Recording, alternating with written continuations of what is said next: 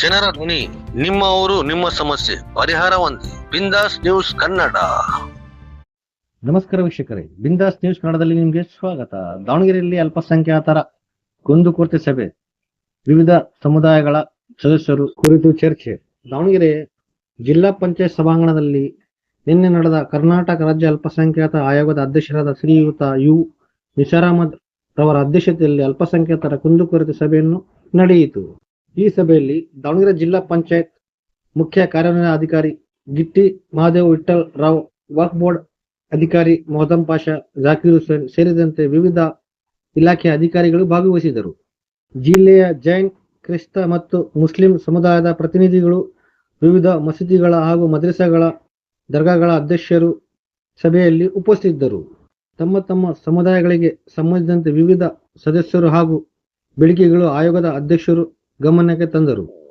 ಸಭೆಯಲ್ಲಿ ಅಧಿಕಾರಿಗಳು ಸದಸ್ಯರು ಆಲಿಸಿ ಸಂಬಂಧಪಟ್ಟ ವಿಷಯಗಳನ್ನು ಪರಿಶೀಲಿಸಿ ಅಗತ್ಯ ಕ್ರಮ ಕೈಗೊಳ್ಳುವುದಾಗಿ ಭರವಸೆ ನೀಡಿದ್ದರು. ಈ ಸಂದರ್ಭದಲ್ಲಿ ಜಿಲ್ಲಾ ವಿವಿಧ ಭಾಗಗಳಿಂದ ಆಗಮಿಸಿದ ಗಣ್ಯರು, ಸಮುದಾಯಗಳ ಮುಖಂಡರು ಹಾಗೂ ಪತ್ರಕರ್ತರು ಉಪಸ್ಥಿತರಿದ್ದರು.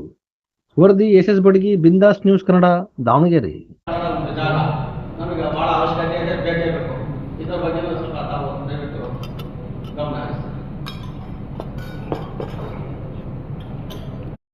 बाद में क्या हुआ, हमें एक गैस कनेक्शन के लिए हमें अप्लाई किए और उसके बाद अपना 2 सिलेंडर और 1 रेगुलेटर दिए। मगर आज बच्चों की तादाद कॉर्पोरेशन को एरिया मैनेजर को लेटर लिख के हमें हमारे जो सिलेंडर्स की जो कैपेसिटी है उसे इंक्रीज करने के लिए हमें तकरीबन एक सैलरीज ऐसे कुछ कोई इंतजाम आप नहीं कर।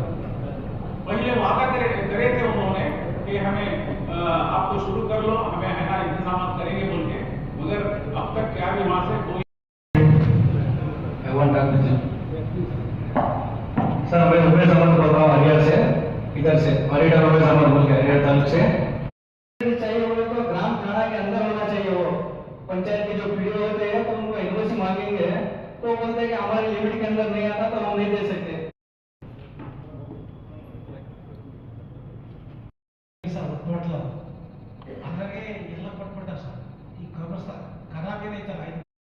ಸಭೆಯಲ್ಲಿ ನಾನು ನಮ್ಮ ವಿದ್ಯಾರ್ಥಿಗಳ ಎಜುಕೇಷನ್ ಲೋನಲ್ಲಿ ಗ್ಯಾರಂಟಿ ವಿಥೌಟ್ ಗ್ಯಾರಂಟಿ ಲೋನ್ ಇರುತ್ತೆ. ಸೊ ಈಗ ಹೈಯರ್ ಎಜುಕೇಷನ್ಗೆ ಗ್ಯಾರಂಟಿ ಲೋನ್ಸ್ ಇರ್ತವೆ. ಅದರಲ್ಲಿ ತಾರತಮ್ಯ ನಡೀತದೆ ಅನ್ನಂಗೆ ನಮಗೆ ಅನಿಸ್ತಾ ಇದೆ.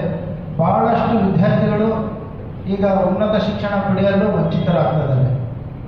ಇದ್ರ ಬಗ್ಗೆ ನೀವು, ಯಾಕಂದರೆ ಇದು KMDCಗೆ ಸಂಬಂಧಪಟ್ಟಿದ್ದು ಅಂತ ಫಸ್ಟೇ ಆಯೋಗದ ಅಧ್ಯಕ್ಷರು ಹೇಳಿಬಿಟ್ಟಿದ್ದಾರೆ. ಅದು ನೀವು ಶಿಫಾರಸು ಮಾಡಬೇಕು ಮುಂದಕ್ಕೆ. ಯಾಕಂತ ಹೇಳಿದ್ರೆ ಇಲ್ಲಿ ನಮ್ಮ ಕುಂದುಕೊರತೆಗಳು ನೀವು ತಗೊಂತಿದ್ದೀರ ಅಂದಮೇಲೆ ಸರ್ಕಾರದಲ್ಲಿ ನೀವು ನಮ್ಮ ಬಗ್ಗೆ ಈ ಒಂದು ನಮ್ಮ ಇದು ವಯಸ್ಸು ನೀವು ಅಲ್ಲಿ ಮಟ್ಟ ತರಿಸ್ಬೇಕು. ಅದೇ ರೀತಿಯಾಗಿ ನಮ್ಮ ಈಗ ಸ್ಕಿಲ್ ಡೆವಲಪ್ಮೆಂಟಿಗೆ ಸಾಲ ಸೌಲಭ್ಯನ ಸ್ಕೀಮ್ ಆಗಲಿ ಮತ್ತು ಇನ್ನಿತರೆ ಯಾವುದೇ ಸ್ಕೀಮ್ ಆಗಲಿ, ಆ ಸ್ಕೀಮಲ್ಲಿ ಬ್ಯಾಂಕ್ನವರು ನಮಗೆ ಕೊಡೋಂಗಿಲ್ಲ. ಅದು ನಾನ್ ಗ್ಯಾರಂಟಿ ಲೋನ್ಸ್ ಅವೆಲ್ಲ. ಯಾಕಂದರೆ ಸಬ್ಸಿಡಿ ಲೋನ್ಸ್ ಇರ್ತವೆ. ಸಬ್ಸಿಡಿ ಚೆಕ್ಕು ಇಲ್ಲಿ ಮೈನಾರಿಟಿ ಡಿಪಾರ್ಟ್ಮೆಂಟಿಂದ ಇಶ್ಯೂ ಆಗಿರ್ತದೆ. ಬಟ್ ಅಲ್ಲಿ ಏನಾಗುತ್ತೆ, ಬ್ಯಾಂಕಲ್ಲಿ ನ್ಯಾಷನಲೈಸ್ ಬ್ಯಾಂಕಲ್ಲಿ ಅವರು ಮ್ಯಾನೇಜರ್ಸ್ ಏನಿದೆ ಅಲ್ಲ, ಇವರು ನಮ್ಮ ಸಿಬಿಲ್ ಸ್ಕೋರ್ ಅಥವಾ ಇದು ತಗೊಂಡು ಅದು ನಾನ್ ಗ್ಯಾರಂಟಿ ಸ್ಕೀಮ್ಸ್ ಅವ. ಅಲ್ಲೇ ನಾನ್ ಗ್ಯಾರಂಟಿ ಲೋನ್ ಅದು ಕೊಡೋಂಥದ್ದು ಸ್ಕೀಮ್ ಅದಾವೆ ಸರ್, ನಿಮಗೆಲ್ಲ ಗೊತ್ತಿರೋದು ಅಲ್ಲ.